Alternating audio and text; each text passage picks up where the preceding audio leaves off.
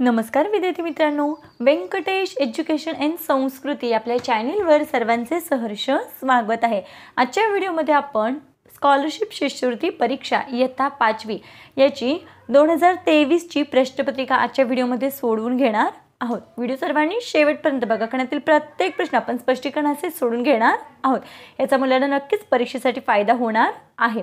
नेहमीप्रमाणे सुरुवात करूया। व्हिडिओ आवडल्यास व्हिडिओला लाईक करा, आपल्या मित्रमैत्रिणींना शेअर करा, चॅनलवर नवीन असाल तर चॅनलला सबस्क्राइब करा। विषय गणित। बघा इथे पहिला प्रश्न बघूया। दिलेल्या आकृतीला किती शिरोबिंदू आहेत? मग बघा बरं, 1 2 3 4 5 6 7 8 9 10 किती शिरोबिंदू आहेत? तर 10। पर्याय क्रमांक 3। पुढचा प्रश्न बघूया। एका संस्थेने शाळेतील मुलांना देण्यासाठी 65 किलोग्रॅम 500 ग्रॅम मिठाई आणली। 60 किलोग्रॅम 200 ग्रॅम मिठाईचे वाटप करण्यात आले, तर किती मिठाई शिल्लक राहिली? बघा 65.500 किलोग्रॅम मिठाई आणली होती, 60 किलोग्रॅम 200 ग्रॅम मिठाईचे वाटप करण्यात आले। मग किती मिठाई शिल्लक राहिली? म्हणून मी इथे काय करायची? वजाबाकी। शून्यातून 0 गेले 0, शून्यातून 0 गेले 0, 5तून 2 गेले 3, 5तून 0 गेले 5 आणि 6तून 6 गेले 0। मग किती मिठाई शिल्लक राहिली? तर 5 किलोग्रॅम 300 ग्रॅम मिठाई शिल्लक राहिलेली आहे। पर्याय क्रमांक 4। पुढचा प्रश्न बघा। एका वर्तुळाची त्रिज्या 2 सेमी आहे, त्या वर्तुळाची एका जीवेची लांबी 3 सेमी आहे, तर त्या वर्तुळाच्या सर्वात मोठ्या जीवेची लांबी किती सेमी आहे? आता आपल्याला माहिती आहे की हा वर्तुळ आहे, वर्तुळाची ही त्रिज्या आहे आणि एक जीवा, त्रिज्या किती दिली? 2 सेमी दिली आणि एक जीवा आहे ती किती दिलेली आहे? 3 सेमी दिलेली आहे। ही दिलेली आहे 3 सेमी। आपल्याला माहिती आहे वर्तुळाच्या सर्वात मोठ्या जीवेची लांबी, सर्वात मोठी जीवा म्हणजे काय? वर्तुळाचा व्यास असतो।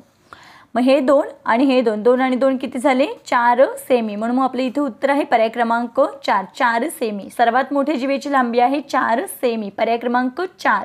पुढचा प्रश्न बघा। पुढीलपैकी कोणत्या पदावलीची किंमत सर्वात जास्त? आपण प्रत्येक पदावली सोडून घेऊया म्हणजे आपल्या लक्षात येईल। बघा पहिल्यांदा ही पदावली सोडवून घेऊया। 10 - 3 × 3। आपल्याला माहिती आहे पदावलीचा नियम पहिल्यांदा गुणाकार करतो।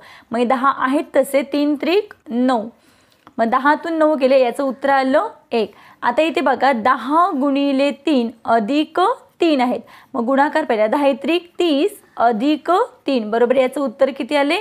30 अधिक 3 बरोबर किती? 33। पुढची पदावली बघूया। 10 अधिक 3 अधिक 3। आपल्याला माहिती आहे पदावलीच्या नियमामध्ये कंस आधी सोडून घेतो, मग आहे तसं ठेवूया। 3 आणि 3 किती येते? 6, मग 10 अधिक 6 बरोबर किती? 16। आता इथे बघा 3 × 3 अधिक 10, 3 त्रिक 9 अधिक 10 बरोबर याचं उत्तर किती आलं? 19। मग बघा इथे 1, 33, 16 आणि 19, मग सर्वात जास्त उत्तर कुणाचं आहे? तर पर्याय क्रमांक 2 या पदावलीचं। म्हणून आपले इथे उत्तर आहे पर्याय क्रमांक 2। पुढचा प्रश्न। एका आयताकृती वर्गखोलीची लांबी 10 मीटर व रुंदी 8 मीटर आहे, त्या वर्गखोलीत फरशी बसवण्यासाठी एका चौमीटरला ₹30 याप्रमाणे किती मजुरी द्यावी लागेल? आता इथे आयताकृती खोली आहे, मग आपल्याला काय करायचे?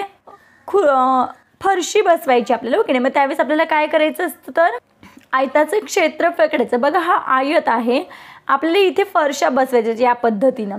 मग इथला मधल्या भागाचं आपल्याला मापन काढायचं आहे, मग मधल्या भागाच्या मापनालाच आपण काय म्हणतो? क्षेत्रफळ। मग आयताचं क्षेत्रफळाचं सूत्र आहे लांबी गुणिले रुंदी। मग लांबी किती आहे? 10 मीटर, रुंदी किती आहे? 8, मग 10 8 80। आता इथे सांगितलंय काय? एकाच चौमीटरला 30 मीटर आहे। आता हे किती आलं? 80 चौरस मीटर एवढं झालं क्षेत्रफळ आणि एका चौरस मीटरला ₹30 खर्च आहे, तर मग 80 साठी किती? मग इथे काय करायचं आहे? 80 × 30। मग बघा 8 त्रिक 24, हा एक 0 हा एक 0, ₹2400। मग ₹2400 कुठे आहे? तर पर्याय क्रमांक 1 मध्ये। पुढचा प्रश्न बघा। 0.17 हा दशांश अपूर्णांक कशा प्रकारे लिहिता येणार नाही विचारले। आता बघा हा जर दशांश चिन्ह आपण लिहायचा म्हटलं तर बघा इथे आपण हे 17 असं लिहितो आणि ते पॉईंट किती आहेत? बघा 1 2 0 आहेत, मग आपण 2 घरं डावीकडे जातो, बघा 1 2 आणि इथे 0 देतो। मग बघा त्याच पद्धतीने आता याचं सुद्धा बघा छेद समान आहे, मग आपण काय करतो? अंशांची बेरीज। मग 10 अधिक 7 बरोबर किती? 17/100 याचं पण तेच आहे 17। 1 2 घरं मागे जायची, 1 2 आणि ते पॉईंट 0.17 आता इथे पण बघा 10 अधिक 7 बरोबर 17/100. मग इथे पण 0.17. याचं मात्र येणार नाही, कारण याचा आपण आधी काय करून घेतो, छेद समान करून घेतो. म्हणून मग काय इथे 1, मग परत त्याला 10 ने गुणायचं, मग हे मात्र काही येणार नाही. म्हणून आपलं इथे उत्तर आहे पर्याय क्रमांक 4.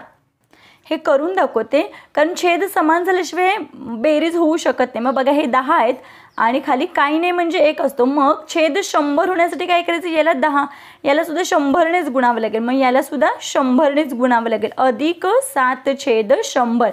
मग बघा इथे आलं हे 1000 आणि इथे हे 100. आता छेद समान झालाय 7/100. मग यांची बेरीज येते 1007 आणि हे 100 एकदाच लिहितो. मग पॉईंट फक्त 2 घरं मागे, मग इथे येणार आहे 10.7. म्हणून मग हे येणार नाही. पर्याय क्रमांक 4 हे आपल्या या प्रश्नाचं उत्तर आहे. दिलेल्या पर्यायापैकी अचूक विधान कोणते. अचूक म्हणजे आपल्याला योग्य विधान शोधायचं आहे. मग बघा विक्री किंमत वजा खरेदी किंमत बरोबर नफा, हे कसं आहे, योग्य आहे. खरेदी किंमत अधिक विक्री किंमत बरोबर तोटा, हे चुकीचं आहे. मग आपल्या इथे अचूक विधान आहे पर्याय क्रमांक 1. पुढचा प्रश्न बघूया. पुढचा प्रश्न बघा, यापैकी प्रत्येक अंक एकदाच वापरून 6 अंकी मोठ्यात मोठी विषम संख्या तयार करा. आता मोठ्यात मोठी सांगितले, मग मोठं कोण आहे आधी तर 9 आहे, त्याच्यानंतर 7, मग 5, मग 3 आणि आपल्याला विषम संख्या तयार करायची आहेत. म्हणून मग 0 आधी लिहायचा आणि 1 नंतर. मग बघा 975 301, मग 975 301 पर्याय क्रमांक 3. म्हणून आपल्या या प्रश्नाचं उत्तर आहे पर्याय क्रमांक 3. पुढचा प्रश्न, 6 तास 40 मिनिटं अधिक 2 तास 35 मिनिटे बरोबर किती. यांची बेरीज करायची. बघा हे 6 तास आणि हे 40 मिनिटं, 2 तास आणि हे वरचे 35 मिनिटं. 0 अधिक 5 5, 4 आणि 3 7, 6 आणि 2 8. आता आपल्याला माहिती आहे की प्रत्येक घड्याळामध्ये 60 मिनिट झालं की 1 तास होतो. मग याच्यातून आपण 60 काय करायचे, वजा करायचे. मग 75 मधून 60 वजा केले, बघा इथे राहिले 15 मिनिटं आणि हे जे वजा केलेले 60 मिनिट बघा आपल्याला माहिती आहे 1 तास म्हणजे 60 मिनिटं. मग आता याच्यातून आपण जे मिनिटं वजा केले ते आपण इकडे गेल्यावर काय होणार आहे, तासामध्ये करणार, कारण 60 मिनिटं म्हणजेच 1 तास. म्हणून मग इकडे 1 तास, मग 9 तास 15 मिनिटं. मग 9 तास 15 मिनिटं कुठे आहेत, पर्याय क्रमांक 4 मध्ये. बघा इथे आपल्याला दिलेल्या आकृतीतील रेखांकित भागाची शेकडेवारी काढा. आता इथे बघा एवढे 2च भाग, बघा हे मोठे 2 भाग रंगवलेत आणि आपल्याला याच भागात शेकडेवारीमध्ये काढायचं आहे. मग आधी आपण काय करूया, बघा इथे तर उभी रेष आहेच, इथे आपण काय करूया, थोडीशी ह्याचे भाग करूया. इथे ऑलरेडी उभा आहे, आता हे या पद्धतीने म्हणजे आपल्याला काढायला सोपं जाईल. बघा सेम भाग झाले, सगळे भाग सेम झाले. आता सगळे जर भाग आपण मोजले तर किती भाग आहेत, बघा 1 2 3 4 5 6 7 8, एकूण भाग आहेत 8. 8 पैकी रंगोलीत किती भाग, 1 2 3 4 5 6, रंगोलीत 4 भाग. आपल्याला शेकडेवारी काढायचे. शेकडे कधी, 100, शेकडा म्हणजे 100. आता बघा भाग धरूया. इथे 2 चौक 8, 2 पंचे 10, इथे 0, 2 दुणे 4, 2 दुणे 4 आणि इथे एक राहिला 2 पंचे 10, 2 एक्के 2, 2 त्रिक 6. आता राहिले काय, 3 गुणिले 25. मग बघा बरं 3 गुणिले 25, 25 त्रिक 75. मग रेखांकित जो भाग आहे तो किती आहे, 75%. पर्याय क्रमांक 2. पुढचा प्रश्न बघा, चंदूने एका तासाला क्ष अक्षरे याप्रमाणे 5 तास व अलीने एका तासाला म अक्षरे याप्रमाणे 6 तास टंकलेखन केले. दोघांनी मिळून किती अक्षरांचे टंकलेखन केले. बघा एका तासाला क्ष, तर ह्याचं काय सांगितले, 5 तास. 5 तास म्हणजे काय, 5 क्ष. आणि याचं पण तसंच आहे, एका तासाला म आणि 6 तासाला, मग 6 तासाला काय करायचं, 6 म. एकूण विचारले दोघांनी मिळून, मिळून म्हणजेच काय, बेरीज. मग 5 क्ष अधिक 6 म, पर्याय क्रमांक 4. पुढचा प्रश्न, एका दूध केंद्रात 1 लिटरच्या 300 पिशव्या व 500 मिलीलिटरच्या 600 पिशव्या होत्या. त्या दिवशी 560 लिटर दुधाचे वाटप झाले, तर एकूण किती लिटर दूध शिल्लक राहिले. बघा 1 लिटरच्या 300 पिशव्या, बघा 1 लिटर म्हणजे 1000 हे मिली झालं. आता आपल्याला सांगितलं काय, 1 लिटरच्या 300 पिशव्या म्हणजे ते दूध किती झालं, तर 300 लिटर झालं. आता काय सांगितलंय, 500 मिलीलिटरच्या 600 पिशव्या. आता बघा इथे 500 मिलीलिटरच्या 600 पिशव्या, मग 6 पंचा 30, 1 2 3 4, 1 2 3 4 म्हणजे हे पण किती झालं, हे 30. बघा हे म्हणजे हे पण 300 लिटरच झालं, म्हणजे हे पण 300 लिटर. आता यांची आपण बेरीज करूया, कारण एकूण एवढं दूध आहे. मग हे किती 600 लिटर दूध झालं. एकूण दूध किती झालं 600 लिटर. आता काय सांगितले त्या दिवशी 560 लिटर दुधाचे वाटप झाले. मग ह्या एकूण 600 लिटरमधून जर आपण 560 लिटर वजा केलं, इथे जात नाही ते हातचा घेतो आपण, 10तून 6 गेले 4, 5तून 5 गेले 0. मग किती लिटर दूध शिल्लक राहिले तर 40 लिटर दूध शिल्लक राहिले. आणि आपल्याला लिटरमध्येच विचारलंय म्हणून आपलं इथे उत्तर आहे पर्याय क्रमांक 1, 40 लिटर दूध शिल्लक राहिलेलं आहे. पुढचा प्रश्न बघा. जावेदने 3000ला 1 याप्रमाणे आंब्याच्या 10 पेट्या खरेदी केल्या. काही दिवसांनी त्यातील काही आंबे नासल्यामुळे 1200ला 1 याप्रमाणे सर्व पेट्या विकल्या. तर या व्यवहारात त्याला किती टक्के तोटा झाला? बघा इथे बघा, जावेदने 3000ला 1 म्हणजे 3000ला बघा हे 3000 रुपये आहेत. 3000 रुपयांना 1 पेटी याप्रमाणे किती पेट्या खरेदी केलेल्या आहेत तर 10 पेट्या खरेदी केलेल्या आहेत. मग एका पेटीमध्ये जर 3000 तर 10 पेट्यांमध्ये 3 10 हे 30 आणि 1 2 3 1 2 30 30,000 रुपयेला 10 पेट्या. आता सांगितलंय काय 1200ला 1 याप्रमाणे सर्व पेट्या विकल्या. आता इथे एवढ्याचाच आपण विचार करूया, एका पेटीचा विचार करूया. बघा एक पेटी घेतली कितीला, आपल्याला इथे तोटा झाले. मग तोट्याचं सूत्र काय आहे तर तोट्याचं सूत्र आहे खरेदी किंमत वजा विक्री किंमत. खरेदी किंमत वजा विक्री किंमत हे तोट्याचं सूत्र आहे. मग खरेदी किंमत होती एका पेटीचं आपण आधी काढूया 3000, विकले कितीला 1200ला. मग याच्यामध्ये किती रुपये नुकसान झाले तर 1800 रुपये काय झालेलं आहे त्याला 1800 रुपये काय झालेलं आहे तर तोटा झालेला आहे. आपल्याला विचारले टक्क्यांमध्ये विचारलं, हे झालं एका पेटीचं. आणि जर 10 पेट्यांचं घेतलं तर अजून याच्यावर काय 1 शून्य वाढेल. म्हणजे बघा 18,000 रुपयांचं इथे नुकसान झालं. 30 पेट्यांचा विचार केला तर 18,000 रुपयांचा तोटा झाला आहे आणि एका पेटीमागे 1800 रुपयाचा तोटा झाला आहे. आता आपल्याला काय काढायचं आहे टक्क्यामध्ये काढायचं आहे. मग बघा टक्केवारी करताना आता काय लक्षात ठेवायचं, आपण आधी एकाचं काढूया. घेतलंय की तिला खरेदी किंमत होती 3000 रुपये, एका पेटीची खरेदी किंमत होती 3000 रुपये. विकलं कितीला म्हणजे तोटा किती झालेला आहे तर 1800 रुपये झालेला आहे. आणि इथे काही शेकड्यामध्ये काढायचं आहे म्हणून मग इथे 100. बघा ह्या शून्याला 0 गेले, शून्याला 0 गेले. आता बघा 5 × 30, 5 त्रिक 15, 16 17 18 इथे 3 राहिले. 5 × 30 आणि 5 0 0. आता बघा 6 1 6, 6 6 36 आणि हा 6 0 0 म्हणजे 60%. म्हणजे त्याला किती टक्के नुकसान झाले तर 60%. याच्यामध्ये जरी आपण घेतलं तरी तेवढंच होतं, कारण एका पेटीमागे जर त्याला 60% नुकसान झाले तर या 10 पेट्यांमध्ये सुद्धा त्याला तेवढंच नुकसान झाले. बघा खरेदी किंमत किती होती 30,000 रुपये. बघा हे 30,000 रुपये गुणिले हे 100. या 2 शून्याला हे 2 शून्य गेले, या शून्याला हे 0, या शून्याला हे 0. बघा 3 1 3, 3 6 18, 3 0 0 म्हणजे 60%. मग त्याचं किती टक्के या व्यवहारामध्ये त्याला 60% तोटा झालेला आहे. पर्याय क्रमांक 2 हे आपल्या या प्रश्नाचं उत्तर आहे. पुढचा प्रश्न बघूया. पुढील संख्या उतरत्या क्रमाने मांडा. शेवटून येणारे दुसऱ्या व चौथ्या संख्येमधील फरक काढल्यास दशक स्थानी कोणता अंक येईल? या संख्या आपण उतरत्या क्रमाने मांडून घेऊ. आपल्याला उतरता क्रम सांगितलाय. उतरता क्रम म्हणजे काय मोठ्या संख्येपासून छोट्या संख्येकडे. बघा या पद्धतीने आपण उतरता क्रम मांडून घेतला. आता आपल्याला विचारले शेवटून येणाऱ्या दुसऱ्या आणि चौथ्या. मग शेवटून येणारी दुसरी संख्या ही आहे आणि चौथी बघा 1 2 3 4 चौथी संख्या ही आहे. याच्यामधला आपल्याला फरक काढायचा आहे. फरक म्हणजे वजाबाकी करायची. काढून घेऊया आपण. बघा आपण वजाबाकी काढून घेतली, यांची वजाबाकी आली 23. आता काय सांगितलं आपल्याला दशक स्थानी. मग बघा हे एककाचं घर आहे, हे दशकाचं घर आहे. मग दशक स्थानी कोणता अंक आहे तर 2. मग 2 कुठे आहे पर्याय क्रमांक 3 मध्ये. पुढचा प्रश्न बघा. 2 रिम कागदांपैकी 2 ग्रोस कागद मुद्रणासाठी वापरले तर किती डझन कागद शिल्लक राहिले? आता 2 रिम आपल्याला माहिती आहे. एक रिम म्हणजे 480 कागद. मग आता आपल्याला इथे विचारले 2 रिम. मग 2 रिम म्हणजे याच्या दुप्पट गुणिले 2. मग बघा 2 0 0, 2 8 16, हा चला 2 चौक 8 आणि हा एक 9 म्हणजे 960. 2 रिम म्हणजे 960 कागद. या कागदांपैकी 2 ग्रोस कागद मुद्रणासाठी वापरले. मग 1 ग्रोस, आता आपल्याला सूत्र पाठ पाहिजेत. 1 ग्रोस म्हणजे 144 कागद.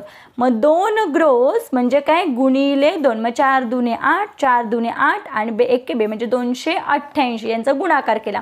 मग या एकूण कागदामधून जर आपण हे 288 कागद वजा केले तर बाकी किती उरते बघा. 0तून 8 काय जात नाही, आपण काय करतो, इकडचा खोडतो हातचा, इकडे घेतो आणि ते 5. 10तून 8 गेले 2 राहिले. 5तून 8 जात नाही, इकडचा एक खोडला, इथे 15 झाले. 15तून 8 गेले, इथे बाकी राहिली 7. आता इथे राहिले 8. 8तून 2 गेले, इथे बाकी राहिली 6. मग आपलं उत्तर किती आले, 672. आता विचारलं काय किती डझन, मग काय करायचं आपल्याला माहिती आहे, 1 डझन म्हणजे 12 कागद. मग 672ला 12ने भागायचं. मग बघा 12 पंचे 60, बाकी आली 7 आणि हे 12 पंचे 60, 12 72 यांची वजाबाकी केली, इथे बाकी आली 0. मग किती आलं उत्तर, तर 56. मग किती डझन कागद शिल्लक राहिले, तर 56. पर्याय क्रमांक 2. पुढचा प्रश्न बघा, पुढीलपैकी कोणते विधान अचूक आहे. बघा आता इथे सांगितले 15चा सर्वात लहान विभाजक 3 आहे. चुकीचं आहे, कारण कोणतीही संख्या राहू दे तिचा सगळ्यात लहान विभाजक 1 हा असतो आणि सर्वात मोठा विभाजक स्वतः ती संख्या असते. मग सर्वात लहान विभाजक 1 आहे, म्हणून हे विधान चुकीचं आहे. 18च्या सर्व विभाजकांपैकी फक्त 3 विभाजक समसंख्या आहेत. तर बघा 18चे विभाजक आपण काढून घेऊया. 1च्या पाड्यात आहेत, 2च्या पाड्यात आहेत, 3 सक 18, 6 18, अजून 9 दुने 18 आणि मग 18. आता याच्यामध्ये फक्त 3 विभाजक समसंख्या आहेत. बघा बरं, 2 सम आहेत, 6 पण सम आहेत आणि 18 पण सम आहेत. मग हे 3च विभाजक सम आहेत. मग हे विधान कसं आहे, अचूक आहे, म्हणजे करेक्ट आहे. कोणत्याही मूळ संख्येला 2 पेक्षा जास्त विभाजक असतात, हे चुकीचं आहे, कारण कोणत्याही मूळ संख्येला 2च विभाजक असतात. एक म्हणजे 1 आणि दुसरं म्हणजे ती स्वतः संख्या, म्हणून हे विधान चुकीचं आहे. विभाजकांची संख्या मर्यादित नसते, हे पण चुकीचं आहे, कारण विभाजकांची संख्या मर्यादित असते. म्हणून मी इथे आपलं उत्तर आहे पर्याय क्रमांक 2. पुढचा प्रश्न बघा, 41ने विभाज्य असलेल्या समसंख्येचा अडत्या क्रमाने लावल्यास चौथ्या स्थानावर येणारी समसंख्या कोणती असेल. विभाज्य म्हणजे 41चा पाडा असल्याचा. बघा इथे 41 एके 41, 41 दुने 82, 41 त्रिक 123, 164, इथे 205. आता 41चा जर पाढा पाठ नसेल तर काय करायचं आहे, उभ्या पद्धतीने मांडून घ्यायचा आणि तो पाढा तयार करायचा आहे. मग इथे 246 आणि हे 287 आणि ही आहे संख्या 228. या पद्धतीने आपण पाढा लिहिला. आता आपल्याला सांगितलंय काय की क्रमाने समसंख्याच पाहिजेत. समसंख्या चढत्या क्रमाने लावल्या चौथ्या स्थानावर येणारी समसंख्या. आता बघा ही समसंख्या म्हणजे बघा ही समसंख्या, त्याच्यानंतर हे, त्याच्यानंतर हे आणि त्याच्यानंतर हे. मग ही पहिली, ही दुसरी, ही तिसरी आणि ही चौथी. मग चौथ्या स्थानावर कोणता अंक आहे तर 328. पर्याय क्रमांक 1. पुढचा प्रश्न बघा, दिलेल्या आकृतीतील प्रत्येक चौरसाची बाजू 1.5 सेमी असल्यास त्या आकृतीची परिमिती किती येईल. आता बघा खूप सोपा प्रश्न आहे. प्रत्येक बाजू किती आहे 1.5. मग बघा ही 1.5, ही 1.5 आणि ही पण 1.5. मग बघा 1.5 आणि 1.5 हे तीन झाले आणि हे 4.5. मग बघा 1.5 अधिक 1.5 अधिक 1.5, 5 त्रिक 15 हचलं एक ती 1 2 किती 4.5 ला. मग बघा हे 4.5 हे 4.5, मग किती झाले 4 आणि 4 8 आणि हे अर्धा 9 झाले. म्हणजे याची समोरासमोरील बाजू किती आल्या, ह्या 9 आल्या. मी डायरेक्टली त्यांची बेरीज 9 झाली आणि हे दीड आहे आणि हे पण दीड आहे, म्हणजे किती झालं हे 3 झालं. मग बघा ही 4.5 आणि ही पण 4.5 म्हणजे 9 झाली आणि ही दीड आणि ही दीड किती झाली हे 3 झाले. मग 9 10 11 12 म्हणजे या चौरसाची किती आली परिमिती तर 12 आली. मग याची पण किती येणार आहे तर याची पण 12 आणि याची पण किती येणार आहे तर 12. मग बघा 12 1 12, 12 2 24, 12 त्रिक 36. मग 36 सेमी. या आकृतीची पूर्ण परिमिती किती आहे 36 सेमी. पर्याय क्रमांक 4. पुढचा प्रश्न बघा, 1 6 9 हे अंक कोणत्याही स्थानी असलेल्या एक अंकी व 2 अंकी एकूण वर्गसंख्या किती. आपण आधी वर्गसंख्या लिहून घेऊया. बघा 1 चा वर्ग 1, 2 चा वर्ग 4, 3 चा वर्ग 9, 4 चा वर्ग 16, 5 चा वर्ग 25, 6 चा वर्ग 36, 7 7 49, 8 चा वर्ग 64, 8 नंतर 9 चा वर्ग 81. आपल्याला फक्त दोन अंकीपर्यंत संख्या लिहायच्या होत्या. आपल्याला विचारलं 1 6 आणि 9 हे अंक कोणत्याही स्थानी असलेल्या एक अंकी किंवा 2 अंकी एकूण वर्गसंख्या किती आहेत, म्हणजे हे तीनही अंक असलेल्या संख्या मोजायच्यात. मग बघा बरं आता इथे एक अंक इथे आहे म्हणून 1. आता इथे 4 आहे का नाही, इथे 9 आहे म्हणून मग ही सुद्धा येणार आहे. 6 इथे आहे म्हणून मग ही सुद्धा येणार आहे. इथे 5 हे नाही येणार. आता इथे 6, इथे 6 आहे म्हणून मग ही सुद्धा येणार आहे. 9 आहे म्हणून मग ही पण येणार आहे. आता इथे 6 आहे इथे 6 म्हणून मग हे पण येणार आहे आणि 1 आहे म्हणून मग ही पण येणार आहे. मग अशा किती संख्या तर 1 2 3 4 5 6 7. मग 7 कुठे आहे? पर्याय क्रमांक 3 मध्ये. बघा पुढचा प्रश्न बघूया. दसादसे 10% दराने 3000 मुद्दलावर 3 वर्षाचे सरळ व्याज किती? इथे आपण सूत्र वापरून उत्तर काढायचं आहे. बघा इथे सूत्र आहे, सरळ व्याजाचं सूत्र मुद्दल गुणिले दर गुणिले मुदत भागिले 100. मग मुद्दल किती आहे तर 3000 रुपये गुणिले दर किती आहे 10% दराने आणि किती सांगितले 3 वर्षाचे, वर्ष म्हणजे मुदत किती आहे 3 आणि भागिले हे 100. या शून्याला हे शून्य, या शून्याला हे शून्य गेलं. आता राहिलेली संख्या लिहून घेऊया. 30 बघा 30 गुणिले 10 गुणिले 3. आता बघा हे 30 मी आहे तसे ठेवते गुणिले 10 त्रिक 30. आता यांचा गुणाकार 3 त्रिक 9 आणि 1 2 हे 2 शून्य म्हणजे किती 900 रुपये. मग पर्याय क्रमांक 4 मध्ये बघा इथे 900 रुपये आहे म्हणून आपल्या इथे सरळ व्याज आहे पर्याय क्रमांक 4 900 रुपये. पुढचा प्रश्न. पुढीलपैकी कोणत्या आकृतीतील रेखांकित भाग वेगळा अपूर्णांक दर्शवितो? आता बघा या पहिल्या आकृतीमध्ये एकूण भाग आहेत 16, त्याच्यापैकी रंगोलीत किती 4 भाग रंगोलीत. मग इथे बघा 4 एके 4 4 चौक 16. मग आलं उत्तर काय 1/4. आता याच्यामध्ये बघा एकूण भाग 1 2 3 4 एकूण भाग आहेत 4, त्याच्यापैकी रंगोलीत किती 2. मग बघा बे बे बेदुनी 4. मग याचं पण उत्तर आलं काय 1/2. आता इथे मात्र बघा एकूण भाग आहेत 8 आणि रंगोलीत किती 2. मग बघा बे बे बेचोक 8. मग इथे पण आलं काय 1/4. आता इथे मात्र एकूण भाग आहेत 12. बघा 1 2 3 4 5 6 6 आणि 6 12. रंगोलीत किती 3. मग बघा 3 एके 3 3 चौक 12. मग इथे 1/4, इथे पण 1/4, इथे पण 1/4. हे मात्र काय अर्ध आहे म्हणून इथे वेगळं काय आहे पर्याय क्रमांक 2. पुढचा प्रश्न बघा. 1000ची वस्तू 30% नफा घेऊन विकली तर त्याला किती रुपये नफा झाला? बघा 1000ची वस्तू आहे आणि काय सांगितले चाचीचे म्हणजे आपल्याला माहिती आहे चाचीचे म्हणजे काय गुणाकार 30%. मग 30% टक्क्यांच्या खाली नेहमी आपल्याला माहिती आहे टक्क्यांच्या खाली 100 असतं. या शून्याला हे शून्य गेले, या शून्याला हे शून्य गेले. राहिलं काय तर हे 100 गुणिले 3 राहिलं. बघा इथे 100 गुणिले 3. मग 100 गुणिले 3 किती येतात 300. मग वस्तू विकून त्याला किती रुपये नफा झाला तर 300 रुपये. मग 300 कुठे आहे पर्याय क्रमांक 2. पुढचा प्रश्न बघूया. लोकेश व रोशन एका कंपनीत काम करीत होते. रोशनला एका महिन्याचा पगार 15,500 व लोकेशला 18,500 रुपये होता. तर त्या महिन्यात लोकेशला रोहनपेक्षा किती रुपये पगार जास्त मिळाला? आता बघा 15,500 15,500 म्हणजेच किती 15,500 रुपये. हा कुणाला होता रोशनला होता आणि लोकेशला 18,500 18,500 म्हणजेच किती 17,750 17,750 रुपये. मग जास्त कमी म्हटलं की आपण काय करतो वजाबाकी करतो. मग बघा शून्यातून शून्य गेले 0 5 5 7 5 गेले 2 आणि हे 17 मधून 15 गेले तर 2 म्हणजे किती 2,250 रुपये जास्त भेटले. कुणाला जास्त भेटले तर लोकेशला जास्त रुपये भेटलेत म्हणजे त्याला आपण काय म्हणतो तर 2,25,000 रुपये म्हणतो 2,25,000 रुपये. मग इथे बघा पर्याय क्रमांक 1 हे आपल्या या प्रश्नाचं काय आहे उत्तर आहे. पुढचा प्रश्न बघूया. 2 खांबांची उंची अनुक्रमे 117 आणि 105 सेमी आहे. जर 2 खांब एकमेकांना जोडून एकच खांब तयार केलं तर त्या खांबांची उंची किती? मग सोपं आहे 117 अधिक 105 यांची सुद्धा काय करायची बेरीज करायची. 7 5 12 हचला 1 आणि 1 2 1 आणि 1 2 म्हणजे किती 222. आता 222 विचारले खांब त्या खांबाची एकूण उंची किती? बघा हे झालं सेमीमध्ये दिलं होतं म्हणून मग 222 सेमी. आता इथे 222 सेमी कुठे पर्याय आहे का नाही आहे. मग आपल्याला काय सांगितलंय बघा 1 मीटर म्हणजे 100 सेंटीमीटर. मग आता हे 222 आहेत. मग आपण फक्त 2 घरं काय करूया मीटरमध्ये काढूया. 222 आहे 2 शून्य आहेत म्हणून मग काय 1 2 मग इथे 2.22 मीटर. पर्याय क्रमांक 4 हे आपल्या प्रश्नाचं उत्तर आहे. पुढचा प्रश्न बघूया. 50 आणि 51 साठी सूचना बघा. खालील चित्ररूप माहितीच्या आधारे खालील विचारलेल्या प्रश्नांची उत्तर द्यायची आहेत. माध्यमिक शिकणाऱ्या विद्यार्थ्यांची संख्या खाली दिलेली आहे. आता आपल्याला प्रश्न विचारले प्रमाण दिले 1 चित्र बरोबर 10 विद्यार्थी. एकूण किती विद्यार्थी वाद्य शिकत आहेत? आता बघा 1 2 3 4 5 6 7 8 9 10 11 12 13 14 15 16. मग किती 16 आहेत, पण एका चित्रासाठी 10 आहेत, म्हणून मग 16 गुणिले 10, मग 16 आणि 10 आहे 160. 160 कुठे आहे? पर्याय क्रमांक 2 मध्ये. पुढचा प्रश्न बघा, कोणते वाद्य वाजवणारे विद्यार्थी कमी आहेत?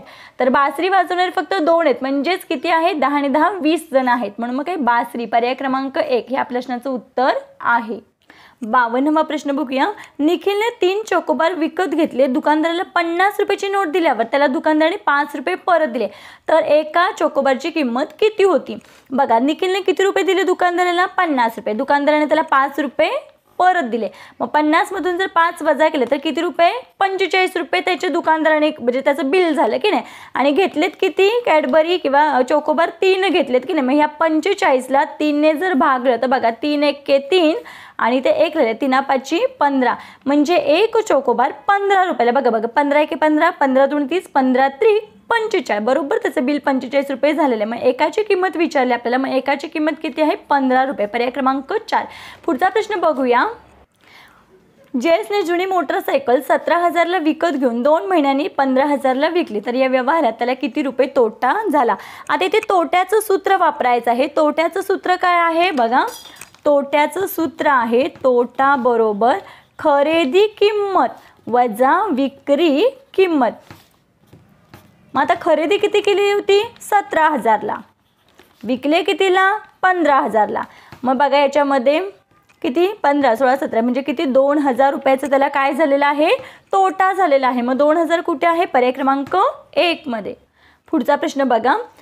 या संख्यांमधील किती संख्यांना 2ने निःशेष भाग जात नाही विचारले? बघा, आपल्याला माहिती आहे ज्या संख्येच्या एकक स्थानी 0 2 4 6 8 यापैकी कोणताही एक अंक जर असेल तर त्या संख्येला 2ने भाग जातो. इथे आपल्याला जात नाही विचारले. बघा इथे 2 आहे म्हणून याला 2ने भाग जाणार आहे. इथे 1 आहे, याला जाणार नाही. याला पण जाईल, याला पण जाईल, याला जाणार नाही. मग किती? 1 आणि 2 या संख्यांना भाग जाणार नाही. मग किती अशा संख्येत? तर 2. पर्याय क्रमांक 3 हे आपल्या प्रश्नाचं उत्तर आहे. पुढचा प्रश्न बघूया. 25,26,000 या संख्येतून कोणती संख्या वजा केल्यास सर्वात लहानात लहान 4 अंकी समसंख्या मिळेल? बघा इथे आपल्याला सांगितले 25,26,000. 25,26,000 म्हणजे काय? 25,750. या संख्येतून कोणती संख्या वजा केल्यास लहानात लहान 4 अंकी संख्या मिळेल? म्हणून मी इथे काय करायचं आहे? आपण काय करायचं? ती संख्या प्रत्येक पर्याय वजा करत बसण्यापेक्षा जी संख्या मिळेल तीच इथून वजा करायची. मग कोणती संख्या आहे लहानात लहान 4 अंकी समसंख्या? तर बघा 1 0 0 0 म्हणजे 1000. 0तून 0 गेले 0, 5तून 0 गेले 5, 7तून 0 गेले 7, 5तून 1 गेले 4 आणि हे 2 म्हणजे 24,750. मग 24,750 कुठे आहेत? तर बघा इथे पर्याय क्रमांक 4 मध्ये. म्हणजे 25,26,000 मधून जर आपण 24,750 वजा केले तर आपल्याला बाकी किती राहते? 1000, म्हणजे सगळ्यात लहान 4 अंकी संख्या आहे आणि समसंख्या आहे. पुढचा प्रश्न बघा. सन 2010ला प्रजासत्ताक दिन मंगळवारी असल्यास त्याच वर्षी शिक्षक दिन कोणत्या वारी असेल? आता आपल्याला माहिती आहे प्रजासत्ताक दिन कधी असतो? प्रजासत्ताक दिन 26 जानेवारी. प्रजासत्ताक दिन 26 जानेवारी. वार दिलेला आहे आपल्याला मंगळवार. वार दिलेला आहे मंगळवार. आता काय विचारले? शिक्षक दिन. मग शिक्षक दिन कधी असतो? तर शिक्षक दिन असतो 5 सप्टेंबरला. शिक्षक दिन 5 सप्टेंबरला. आता काय करायचंय? बघा एक काढायची पद्धत सांगते. या 26 जानेवारीपासून 5 सप्टेंबरपर्यंतचे दिवस आपल्याला काउंट करायचे आहेत. बघा जानेवारी महिना किती दिवसांचा असतो? 31 दिवसांचा. त्याच्यामधून 26 तारखेचा वार आपल्याला माहिती आहे म्हणून मग 26 तारीख वजा करायची. मग राहिले किती दिवस? 31 मधून 26 गेले. किती दिवस राहिले याचे? 5 दिवस. 2010 हे साधं वर्ष आहे, त्याच्यामुळे फेब्रुवारी महिना बघा. मग फेब्रुवारी महिना किती दिवसांचा येणार आहे? तर 28 दिवसांचा. मार्च महिना 31 दिवसांचा. एप्रिल महिना 30 दिवसांचा. मे महिना 31 दिवसांचा असतो. जून महिना 30 दिवसांचा असतो.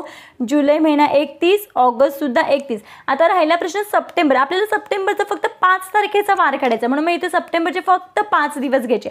या सगळ्यांची बेरीज करूया. बघा 5 आणि 1 6, 7 8 9, 9 आणि 8 17, 17 18 19 20 21 22. किती आले? 22. हा चला 2 आणि इथे 2. बघा 1 3 1 3 3 6 3 3 9 3 4 12 3 5 15 3 6 18 19 20 21 22. म्हणजे किती दिवस झाले एकूण?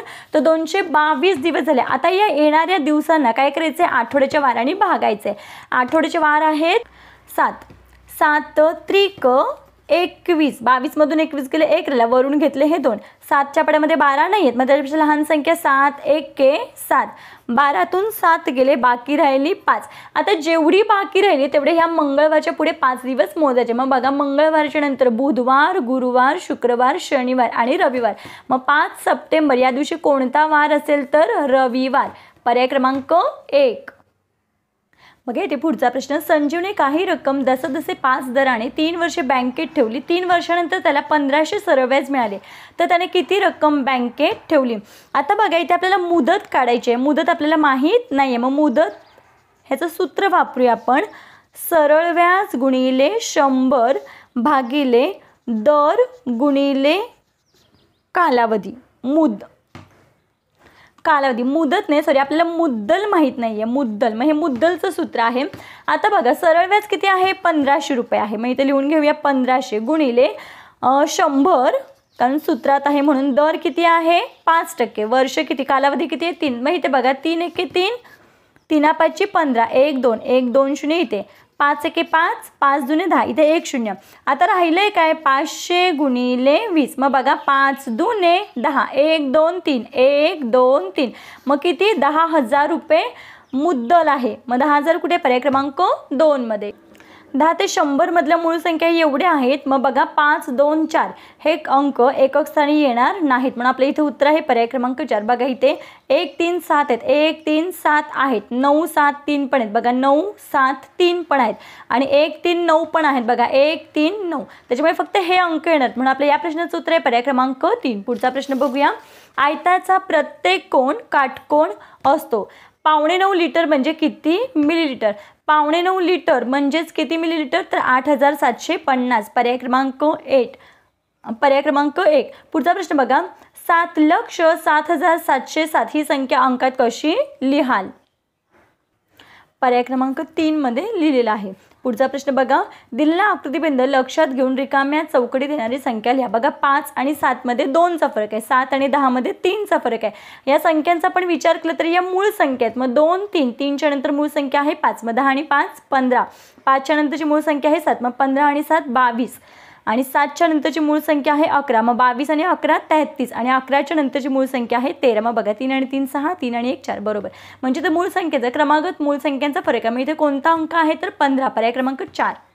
पुढचा प्रश्न बघा. पुढील पर्यायातील अपूर्णांकांची चढत्या क्रमाने मांडणी केलेला अचूक पर्याय कोणता. तर बघा इथे पर्याय क्रमांक 2 या क्रमांचा क्रमागत चढता क्रम आहे, कारण छेद सगळ्यांचा सेम आहे. 1 5 7 11 17 हे करेक्ट आहेत. पुढचा प्रश्न बघा. 225 गुणिले 72 बरोबर पर्याय निवडायचा आहे. मग बघा इथे आपण करून बघूया. 225 गुणिले 72, बे पंचे 10 हाताला 1, बे दुने 4 आणि 1 5, बे दुने 4.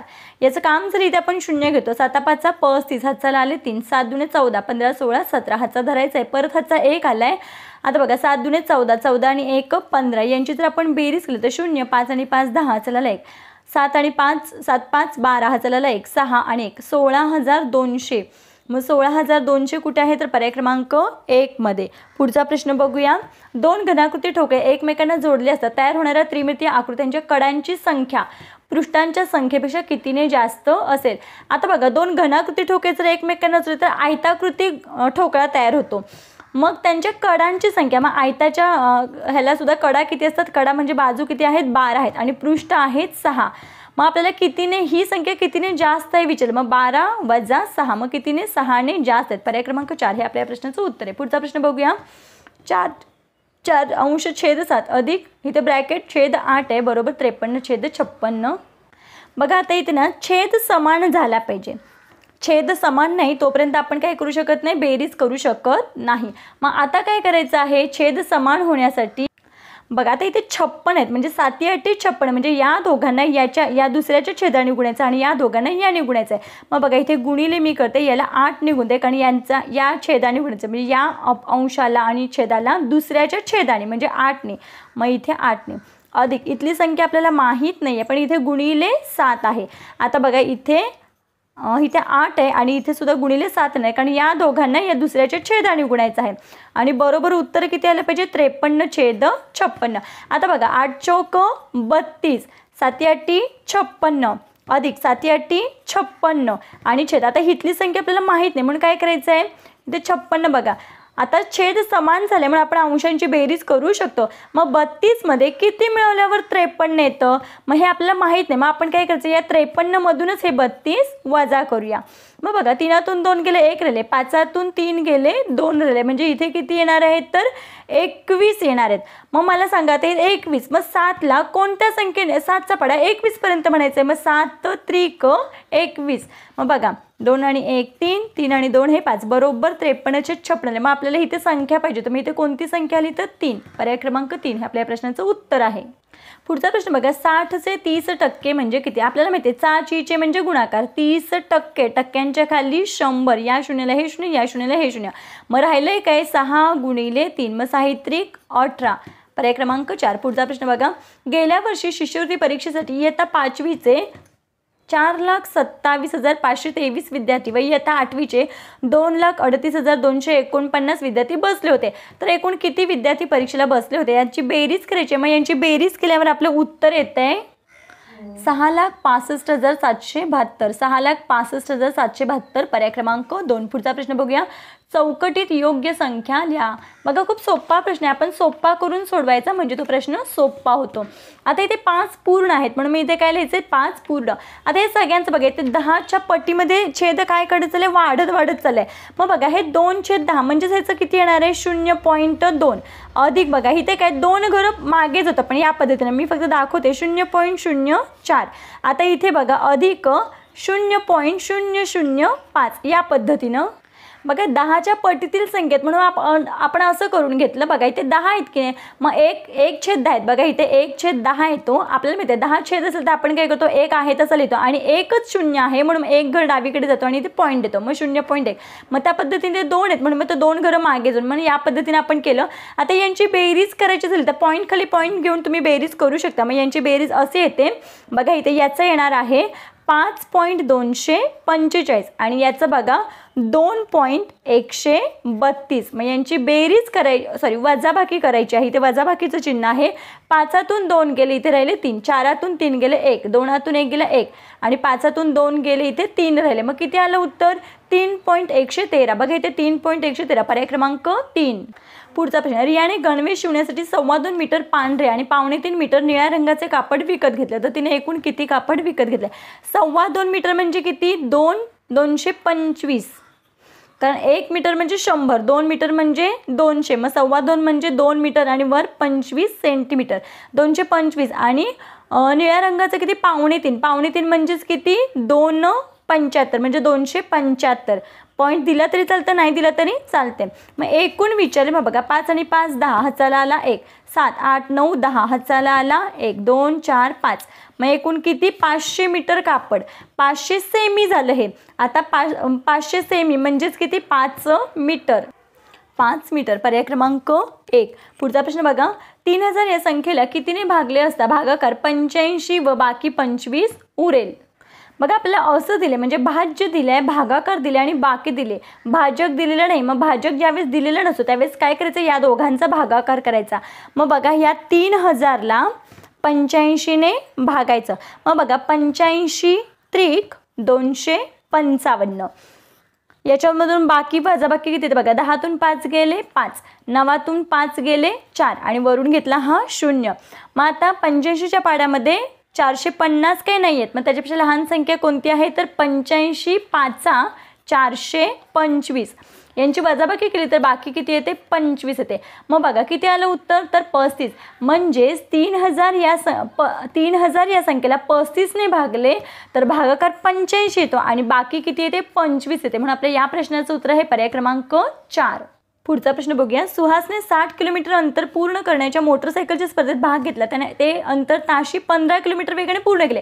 जर त्याने ती स्पर्धा सकाळी 10:15 वाजता सुरू केली तर ती निश्चित किती वाजता पोहोचला असेल. बघा एका तासाला 15 किलोमीटर मग 60 किलोमीटर अंतर होतं. मग 60 भागिले 15 केलं 15 चौक 60 म्हणजे 4 तास त्याला वेळ लागला. किती तास वेळ लागला 4 तास. मग 10:15 ते 11:15 11:15 ते 12:15 आणि 12:15 ते बघा आता इथे 24 तास घड्याळ दाखवले म्हणून मग 13:15 आणि हे 14:15. 14-15. मग 14-15 कुठे आहे? पर्याय क्रमांक 1 मध्ये, म्हणजे 2:15 वाजता तो पोहोचलेला आहे, म्हणून इथे उत्तर आहे पर्याय क्रमांक 1. पुढचा प्रश्न बघूया. बघा, मग याच्यासाठी काय करायचं, याच्यामधून ही संख्या वजा केली तर आपल्याला इथे उत्तर मिळेल. मग उत्तर किती आले आपलं? 21,726. 21,726 पर्याय क्रमांक 2. पुढचा प्रश्न बघूया. बघा, 12 डझन वह्यांचा एक गठ्ठा बांधला. एका वहीची जाडी 5 मिमी आहे, तर वह्यांच्या गठ्ठ्यांची उंची किती सेमी असेल? आता आपल्याला माहिती आहे 1 डझन म्हणजे 12 वह्या. 12 वह्या. आता इथे 12 डझन म्हणजे किती वह्या? 12 गुणिले 12, 12 गुणिले 12 म्हणजेच किती? 144 वह्या. एका वहीची जाडी आहे 5, मग 144 वह्यांची किती होईल? 5 चोक 20, 5 चोक 20 आणि 2 22, 5 एके 5, 5 आणि 2 720. मग आता हे 720 मिमी आहे. आपल्याला मिळते 1 मिमी, 10 मिमी घेऊया इथे. 10 मिमी म्हणजे 1 सेमी. मग आता मला सांगा 720 मिमी म्हणजे किती? हे शून्य फक्त कट होईल, म्हणजे 72 सेमी. कारण आपल्याला सेमीमध्ये विचारलं, मग किती? 72 सेमी. पर्याय क्रमांक 1 हे आपल्या प्रश्नाचं उत्तर आहे. पुढचा प्रश्न बघा. 47/3 या अपूर्णांकांचे पूर्णांकयुक्त अपूर्णांकात रूपांतर करा. खूप सोपा प्रश्न आहे. काय करायचं आहे? 47ला 3 ने भागायचे. मग बघा, 3 एके 3, 4तून 3 गेले, बाकी आले 1, वरून घेतले हे 7. 3च्या पटीमध्ये 17 नाही, त्याच्यापेक्षा लहान संख्या 3×5 15. 17मधून 15 गेले, बाकी आली 2. आता बघा, जो भागाकार आहे तो आपण काय करतो? पहिल्यांदा लिहितो, म्हणजे 15 पूर्णांक. बाकी किती आलेले आहेत? 2. आणि भागले कशाने? 3. मग बघा, 15.2/3 कुठे आहे? पर्याय क्रमांक 4 मध्ये. म्हणून आपल्या या प्रश्नाचं उत्तर आहे पर्याय क्रमांक 4. मग या पद्धतीने आपण 2023ची गणित या विषयाची प्रश्नपत्रिका स्पष्टीकरणाचे सोडून घेतलेली आहे. आशा करते आपल्या सर्वांना व्हिडिओ आवडला असेल. व्हिडिओ आवडल्यास व्हिडिओला नक्की लाईक करा. व्हिडिओ कसा वाटला ते कमेंटमध्ये नक्की सांगा. भेटूया पुढच्या व्हिडिओमध्ये. तोपर्यंत नमस्कार. सर्व विद्यार्थ्यांना स्कॉलरशिप परीक्षेसाठी बेस्ट ऑफ लक. थँक्यू.